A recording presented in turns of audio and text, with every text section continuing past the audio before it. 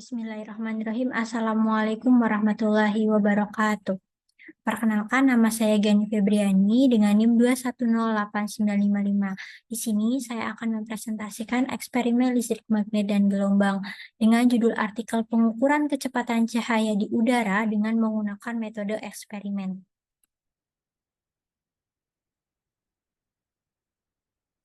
Berikut subtopik yang akan saya presentasikan pada kesempatan kali ini. Yang pertama itu ada pendahuluan, yang kedua itu ada tujuan dari eksperimen, yang ketiga itu alat dan bahan yang diperlukan untuk eksperimen, yang keempat yaitu hasil dan pembahasannya, yang kelima kesimpulan, dan yang terakhir yaitu lampiran. Ya, pada bagian yang pertama yaitu pendahuluan. Cahaya merupakan energi berupa gelombang elektromagnetik yang dapat merambat dari suatu medium, di mana medium di sini merupakan medium ruang hampa, dari satu medium ke medium yang lainnya. Nah, pada abad yang ke-11, seorang ilmuwan Arab yang bernama Al-Hasan, beliau percaya bahwa cahaya itu merambat dengan kecepatan terbatas. Nah, pada tahun 1600, seorang ilmuwan bernama Galileo mencoba untuk menghitung kecepatan cahaya, namun gagal. Di mana percobaan Galileo itu ingin mengukur kecepatan cahaya dengan mengukur jarak dan beda waktu sejak lentera pertama dibuka. Nah, jadi Galileo di sini mengukur kecepatan cahaya dengan cara lentera pertama dibuka kemudian diarahkan ke asistennya. Nah, nanti dari situ terlihat berapa perbedaan waktunya. Namun karena cahaya itu terlampau begitu cepat sehingga Galileo merasa tidak ada perbedaan waktunya. Sehingga untuk Galileo di sini gagal untuk menentukan berapa kecepatan cahayanya. Nah, kemudian solusinya yaitu dengan dilakukanlah percobaan kembali. Nah, percobaan berikutnya dilakukan oleh seorang ilmuwan yang bernama James, di mana beliau mengamati sebuah bintang di luar angkasa dengan mengamati posisi-posisi bintang yang berubah sepanjang tahun. Nah, sebab kita mengetahui bahwa bumi itu mengorbit matahari. Nah, cahaya juga merambat dari bintang ke mata, kemudian sedikit bergeser. Nah, dengan mengukur sudut transisi ini dan mengetahui seberapa cepat bumi mengorbit, maka kita dapat menghitung kecepatan cahaya. Nah, jadi prinsip yang digunakan oleh James di sini yaitu ketika hujan, maka akan merasa bahwa hujan itu menerjang kita dengan arah yang tegak lurus, kemudian pada saat kita berlari itu akan membentuk sudut kemiringan tertentu. Nah, kemudian dengan ini cahaya dari bintang juga akan sama gitu ya. Nah, kemudian arah datangnya cahaya akan berubah seiring dengan revolusi bumi sehingga posisi bintang juga akan terlihat bergeser. Nah, dengan ini James itu belum mampu untuk menghitung berapa kecepatan cahayanya. Kemudian dilakukanlah lagi percobaan oleh Izau, di mana beliau melakukan percobaannya dengan melewatkan cahaya melalui roda gigi yang berputar, dan di mana cahaya ini kemudian akan dipantulkan oleh cermin dan diamati. Nah, di mana percobaan jauh di sini menggunakan teknik kecepatan cahayanya dan ditemukan sebesar 313.300 km per sekon, di mana percobaannya dilakukannya dengan pada suatu titik roda itu pada di mana Fizeau itu mempercepat persnelingnya, kemudian pada suatu titik roda itu akan berputar, di mana berputarnya itu akan cepat sehingga cahayanya itu akan terhalang oleh roda gigi.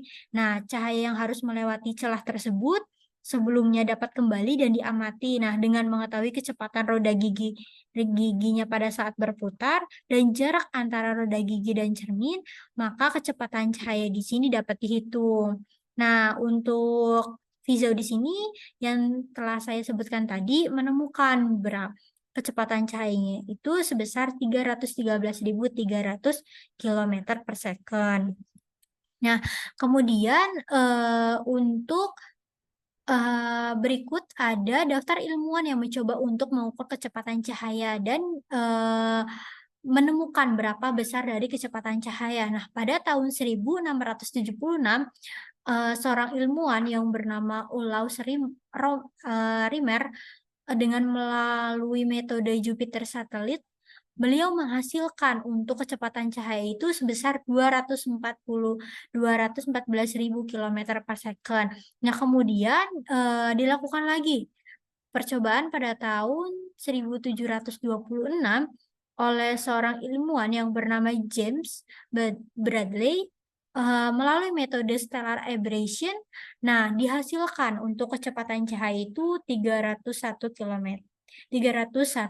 kilometer.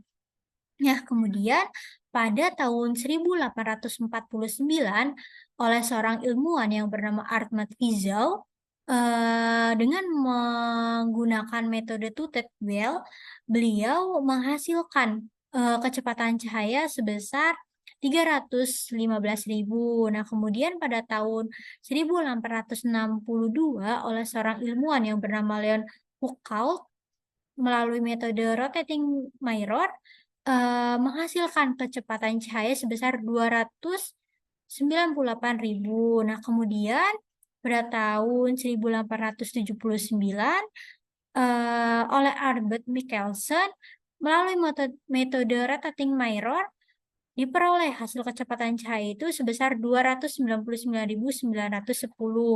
Nah, kemudian dilakukannya lagi pada tahun 1907 oleh Rosa Dorsey dengan metode elektromagnetik konstan dan diperoleh hasilnya itu sebesar 299.788. Kemudian, pada tahun 1926 oleh Albert Michelson melalui metode rotating mirror diperoleh 299.796 kilometer per second. Nah, kemudian dilakukan lagi pada tahun 1947 oleh Essen dengan metode Cavity resonator dan diperoleh hasilnya itu 299.792.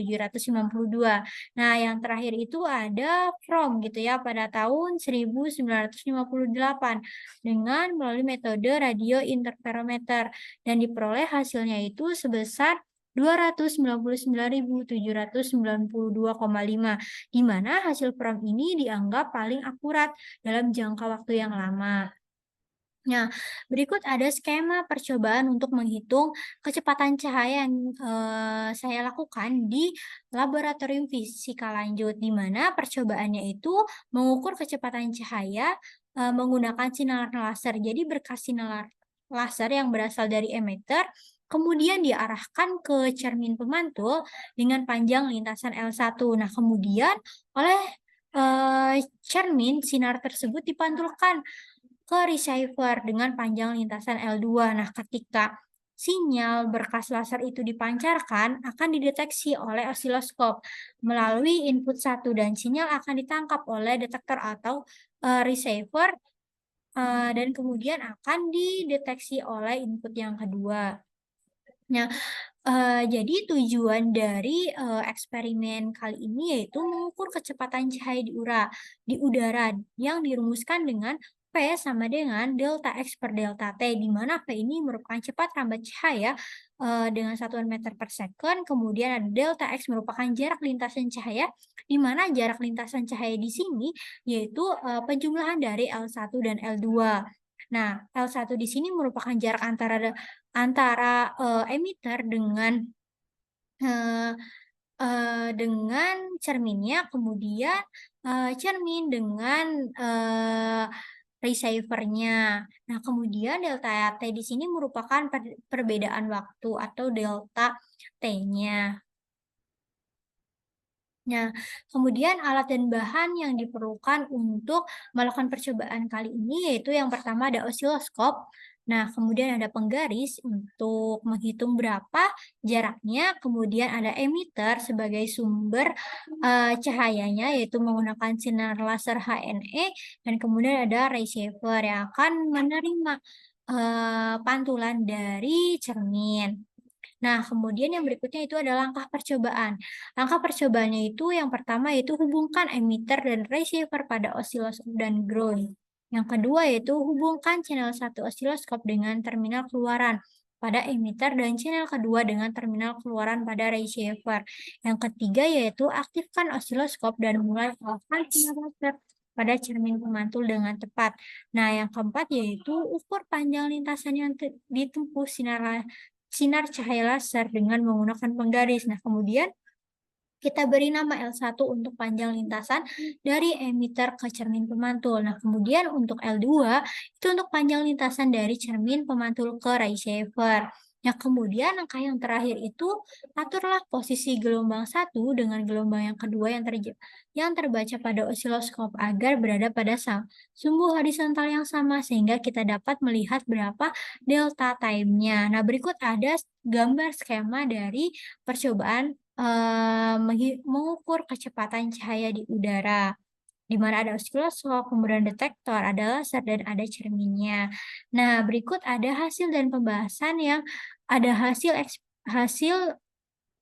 data yang saya peroleh bersama dengan teman-teman sewaktu melakukan pengambilan data di laboratorium. Nah, di mana percobaan ini dilakukan sebanyak 10 kali dan diperoleh nilai dari L1, L2, dan delta time-nya. Nah, kemudian kita olah dengan menggunakan Excel dan tujuannya itu untuk mengukur berapa kecepatan cahaya dan digunakanlah rumus di mana V sama dengan delta X per T. Nah, kemudian data yang tadi sewaktu pengamatan di laboratorium saya olah di mana di sini ya nanti akan menghasilkan berapa besar dari nilai cepat rambat di udara. Nah, saya memperoleh besar dari cepat rambat cahaya itu dengan dilakukanlah percobaan sebanyak 10 kali diperoleh sebesar 2,99 kali 10 pangkat 8 meter per sekon. Nah, dengan nilai ketidakpastiannya itu sebesar 0,07 kali 10 pangkat 8 meter per sekon, di mana kesalahan presisi yang diperoleh itu sebesar 2,3% dan kesalahan akurasinya itu sebesar 0,3%.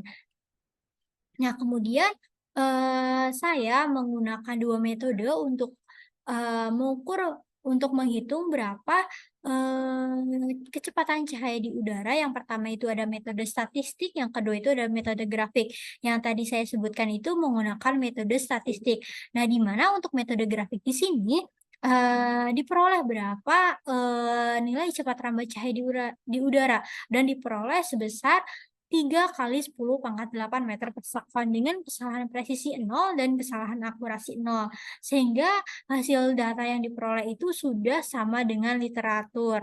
Nah, sehingga untuk kesimpulan di sini yaitu cahaya merupakan radiasi elektromagnetik di mana yang memiliki panjang gelombang dapat terlihat oleh kasat mata ataupun tidak dapat dilihat oleh kasat mata, di mana cepat rambat gelombang cahaya di ruang hampa itu sebesar 3 kali 10 pangkat 8 meter per sekon. Dengan melalui metode statistik diperoleh nilai dari kecepatan cahaya di udara itu sebesar 2,99 plus minus 0,07 kali 10 pangkat 8 meter per second. Nah, di mana untuk nilai ini hampir mendekati dengan literatur. Nah, kemudian untuk metode grafik di sini sudah sama dengan literatur, yaitu sebesar 3 kali 10 pangkat 8 meter per second. Nah, berikut merupakan lampiran pada saat saya dan teman-teman saya melakukan percobaan di laboratorium. Berikut ada gambar yang dihasilkan melalui osiloskop, di mana pada osiloskop di sini nanti akan terlihat berapa perbedaan waktunya antara gelombang yang pertama dengan gelombang yang kedua. Nah, mungkin sekian dari presentasi saya. Mohon maaf bila ada kesalahan. Terima kasih. Wassalamualaikum warahmatullahi wabarakatuh.